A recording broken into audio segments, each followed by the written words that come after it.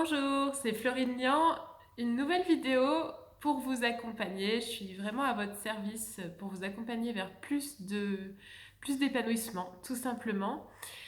Alors aujourd'hui, j'ai envie de vous parler d'un sujet pour lequel on vient parfois me voir, qui est celui des routines à adopter.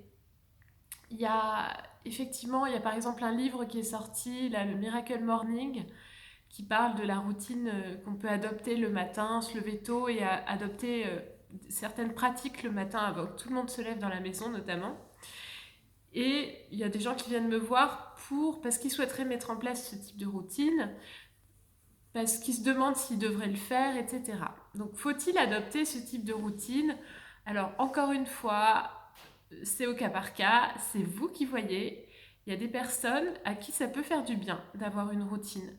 Il y a des personnes qui ont besoin d'un cadre, qui ont besoin qu'on leur donne ou de se donner un cadre. Ça va les rassurer, ça va leur permettre d'être sereins au quotidien, ça peut vraiment améliorer leur vie. Ok? Donc si vous faites partie de ce genre de personnes, dans ce cas-là, oui, moi je vous conseille d'adopter votre routine.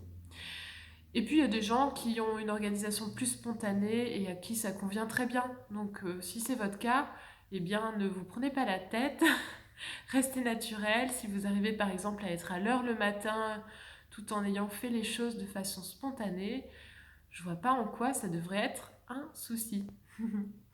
Et donc ensuite, quelle routine est-ce qu'il faut adopter? Est-ce qu'il faut que je médite le matin? Est-ce qu'il faut que je fasse du sport? Est-ce qu'il faut que je prenne mon petit déjeuner ou pas? Des grandes questions existentielles. Non, je plaisante, mais c'est vrai que c'est vachement important d'être en forme le matin et puis de bien démarrer la journée. Je crois que ça colore toute la journée derrière, donc c'est vrai que c'est important. Donc si vous voulez mettre en place une routine, il va falloir être attentif à ce qui vous fait vraiment du bien le matin. Ok? Il ne s'agit pas forcément de faire comme on dit dans les livres. Donc, qu'est-ce qui vous fait du bien à vous? Est-ce que ça vous fait du bien, par exemple, d'être un peu seul à un moment? Est-ce que ça vous fait du bien de méditer un peu pour calmer un peu vos pensées? Est-ce que ça vous fait du bien de faire votre to-do list avant de partir parce que ça vous permet après d'avoir une journée plus organisée?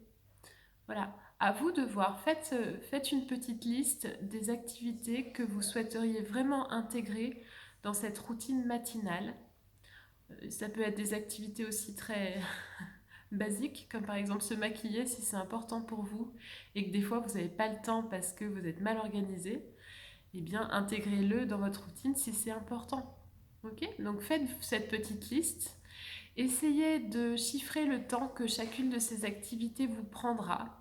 Identifiez aussi quelles activités vous avez besoin de pratiquer seul et quelles activités peuvent être menées en ayant par exemple des enfants à côté de vous qui vous demandent de leur ouvrir le paquet de céréales. D'accord? Donc évaluez le temps que vous prendra chacune de ces activités. Voyez si il y a du temps aussi à consacrer à d'autres personnes, en l'occurrence par exemple des enfants. Et puis après, vous pouvez regarder à quelle heure vous devez partir de la maison pour être sûr d'être à l'heure, même un petit peu en avance. Moi, je vous conseille, et j'ai pas toujours suivi ce conseil, je suis très honnête, je vous conseille de toujours prévoir une petite marge, parce que quand on est pile à l'heure, ben, souvent on atterrit avec 2-3 minutes de retard. Vous voyez ce que je veux dire? Donc prenez un peu de marge, et puis vous faites un peu le rétro-planning de votre matin.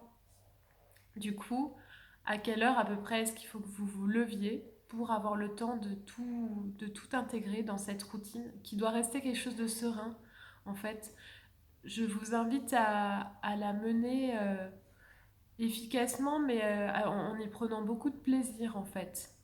Là, il faut être dès le matin en fait, si on veut être derrière pendant toute la journée, si on veut vraiment être dans l'être et pas être juste dans l'action sans être vraiment vivant. Hein. Donc essayez de voir le temps qu'il vous faut pour intégrer vos activités tout en restant dans l'être, dans la sérénité, etc. Okay. Et du coup, Alors, si vraiment il vous faut trop de temps et que vous vous rendez compte que ça vous fait lever trop tôt le matin et que vous allez être crevé, oui, parce qu'il y a certains livres effectivement qui préconisent de se lever très très tôt. C'est très personnel encore une fois. Moi, je sais que je suis une lève tôt et que je me réveille souvent avant 6 heures du matin en pleine forme. C'est pas le cas de tout le monde. Donc, voyez en fonction de votre rythme biologique aussi à vous. Si votre routine vous demande de vous lever trop tôt, moi je vous conseille d'enlever quelques éléments en fait dans cette routine. Il y a peut-être des choses que vous pouvez faire plus tôt le soir. Ok, donc à vous de voir. Voilà ce que j'avais à vous dire sur le sujet.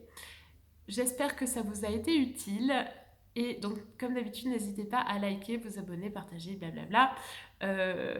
Et voilà, encore une fois, aucune obligation, hein. Faites comme bon vous semble, en fonction de qui vous êtes. Et je veux juste finir sur le fait que oui, c'est important de se sentir vivre dès le matin. Et ça, je crois que c'est la plus grande clé que j'avais à vous donner dans cette vidéo, d'accord?